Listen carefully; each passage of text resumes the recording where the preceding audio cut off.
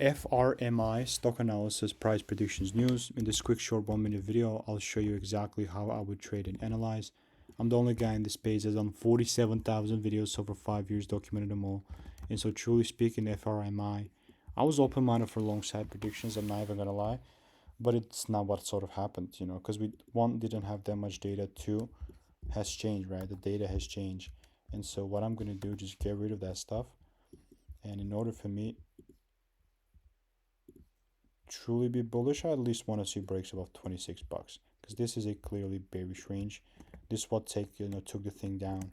And so all I'm going to say here is that the likelihood that we keep seeing like a second shift and a double break is quite high, and so I'm looking to capitalize on that as long as it actually gives me the confirmation.